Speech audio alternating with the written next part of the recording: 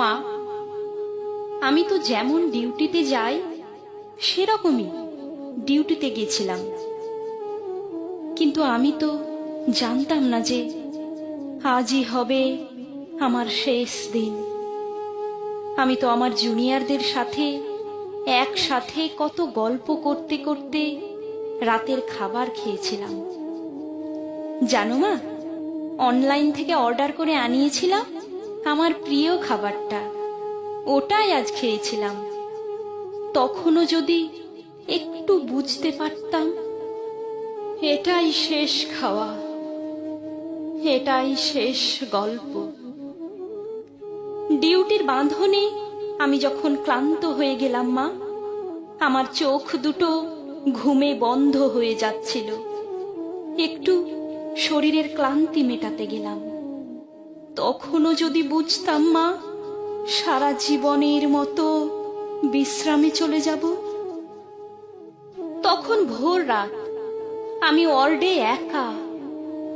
তখন ভোরের শীতল বাতাসে আমার একটু ঠান্ডা লাগতে আমি লাল চাদরটা ঢাকা দিয়ে একটু চোখ বন্ধ করেছিলাম শুধু। সেই সময়ের অপেক্ষায় থাকা ওরা আমার সাথে, ছি মা, আমার খুব কষ্ট হচ্ছিল জানো তো। অনেকবার আমি বারণ করছিলাম, চিৎকার করছিলাম, বাঁচাও বাঁচাও, কে আছো আমাকে বাঁচাও। কিন্তু কেউ আমার চিৎকার, আমার আর্তনাদ শুনতে পায়নি। জানো তো মা, আর ওরা আরো পশুর থেকেও বিচ্ছিরি ব্যবহার করতে লাগলো, খেলতে লাগলো আমাকে নিয়ে ওরা। আমি ওদের হাতে পায়ে পড়লাম জানো তো। আমি এটাও বললাম যে আমাকে ছেড়ে দাও, দয়া করে ছেড়ে দাও, আমি কাউকে কিছু বলবো না, আমাকে যেতে দাও। কিন্তু ওরা আর আমায় তোমার কাছে একবার যাওয়ার সুযোগটা দিল না তোমার কোলে শেষবারের মতো মাথা রাখতে দিতে, দিল না শেষবার তোমার হাসি ভরা মুখটা দেখার সুযোগ, দিল না বাবার স্বপ্নে তার রাজকন্যার বড় ডাক্তার হওয়ার কাহিনীকে সত্য করতে।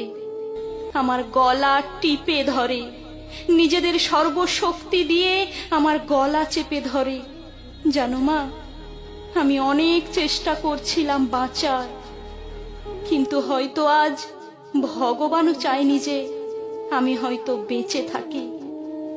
ওই পশুদের শক্তির কাছে আমি হেরে যাই, আমার গলার হাড় ভেঙে যায়।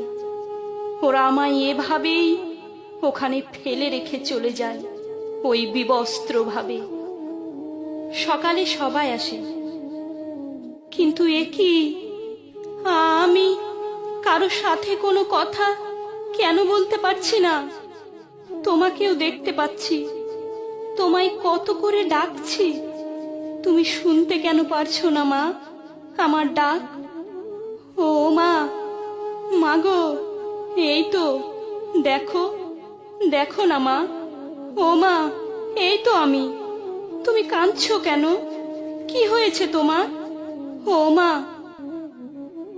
দেখি মা সামনে একটা লাশের দিকে তাকিয়ে হাউমাউ করে কাঁদছে। লাশটার মুখ দেখতে পেয়ে আমি শিউরে উঠি।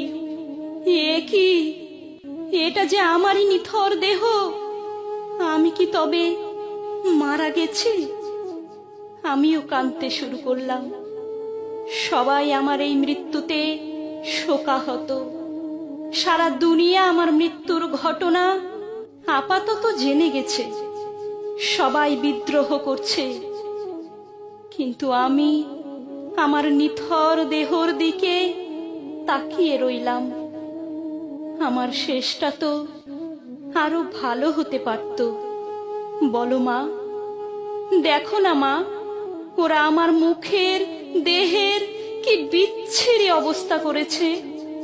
দেখো মা, আমার চিৎকার করতে ইচ্ছে করছে, কিন্তু আমার আওয়াজ এখনো কেউ শুনতে পারছে না।